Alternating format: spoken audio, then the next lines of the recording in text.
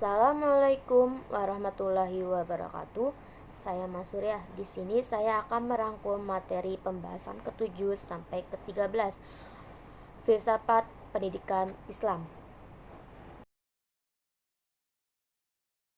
Materi ke-7 itu demokratisasi pendidikan. Pada hakikatnya, demokratisasi pendidikan itu perlu untuk mencetak manusia-manusia demokrasi. Inti dari demokrasi ini, manusia dipandang sama dan tidak ada kasta di dalam kemanusiaan. Semua manusia pada hakikatnya sama. Jika demokrasi ini dilibatkan dengan Islam, identik dengan musyawarah, yang berarti menampung aspirasi masyarakat, karena Islam mempunyai keyakinan bahwa semua masyarakat itu memiliki nilai yang sama sehingga dimintai pendapatnya. Materi ke-8 itu pendidikan multikultural. Pendidikan multikultural itu merupakan strategi pendidikan yang diaplikasikan dengan metode pembelajaran yang digunakan perbedaan kultural yang terdapat oleh siswa, seperti etnis, bahasa, agama, dan ras, bertujuan untuk belajar keberagaman. Tujuan pendidikan multikultural itu yang pertama, untuk memfungsikan peranan sekolah dalam memandang keberadaan siswa yang beraneka ragam. Yang kedua itu untuk membantu siswa yang membangun perilaku positif terhadap perbedaan kultural yang ada. Pembahasan ke-9 itu pemikiran filsafat Islam menurut Ibnu Khaldun. Nama lengkap Ibnu Khaldun adalah Abdullah Al-Rahman Abu Zaid Ibnu Muhammad Ibnu Khaldun. Ia dilahirkan di Tunisia pada bulan Ramadan pada tanggal 27 Mei 1332 Masehi. Ia berasal dari keluarga politis, intelektual, dan aristokrat. Sebelum pindah ke Afrika, keluarganya adalah para pemimpin politik di Spanyol selama beberapa abad. Adapun karya-karya Ibnu Khaldun yang terkenal itu diantaranya Kitab Muqaddimah. Sedangkan tujuan pendidikan menurut Ibnu Khaldun itu beraneka ragam dan bersifat universal. Pembahasan ke-10, pemikiran filsafat pendidikan Islam menurut Muhammad Abduh. Muhammad Abduh lahir pada tahun 1848 Masehi atau 1265 Hijriah di sebuah desa di Provinsi Garbiyah, Mesir Hilir. Ayahnya bernama Muhammad Abduh Ibnu Hasan Khairullah. Abduh lahir di lingkungan keluarga petani yang hidup sederhana, taat, dan cinta ilmu pengetahuan. Orang tuanya berasal dari kota Mahalaz, Nars. Corak pemikiran Muhammad Abduh itu ada 4. Yang pertama, konservatif tradisional. Yang kedua, modernis reformis. Yang ketiga, modernis sekuler. Yang keempat, puritan fundamental. Pembahasan ke-11 itu pemikiran filsafat pendidikan Islam menurut Kiai Haji Ahmad Dahlan. Kiai Haji Ahmad Dahlan lahir di Kauman, Yogyakarta 1 Agustus 1868. Beliau adalah seorang pahlawan nasional Indonesia. Kiai Haji Ahmad Dahlan meninggal pada tanggal 7 Rajab 1340 Hijriah atau 23 Februari 1923 Masehi. Nama kecil Kiai Haji Ahmad Dahlan adalah Muhammad Darwis. Adapun karya-karya Kiai Haji Ahmad Dahlan, yang pertama itu Rukuning Islam Yain Iman. Yang kedua itu Akaid, Salat, Asmaning para Nabi Kang Selakung.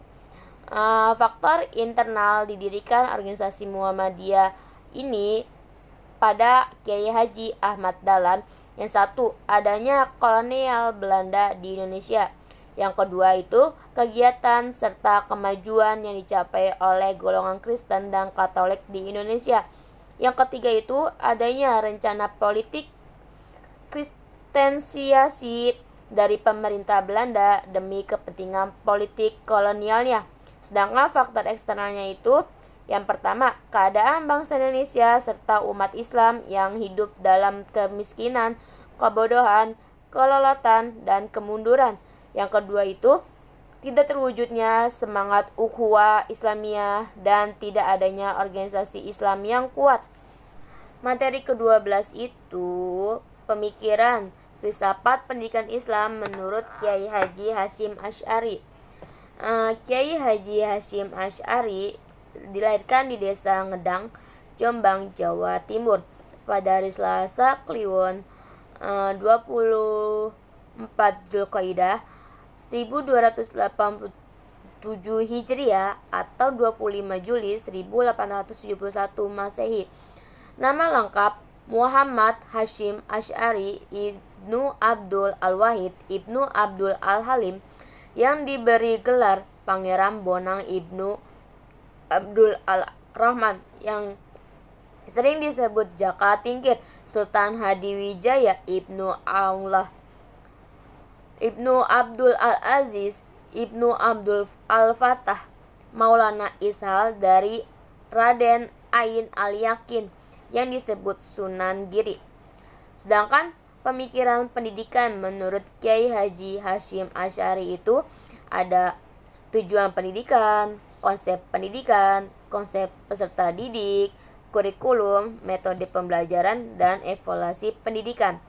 Adapun karya-karya Kiai Haji Hasyim Asy'ari salah satunya itu Adab Alim wa Al-Muta'alim, Fima Yahtaz illa Al-Muta'alim, Fi Ahwal Ta'allum wa Ma Yataqaf.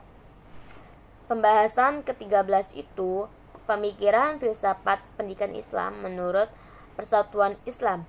Menurut Ansari, sejarah Persatuan Islam adalah salah satu gerakan pembaruan yang berdiri di Bandung pada hari Rabu tanggal 12 September 1923 Masehi.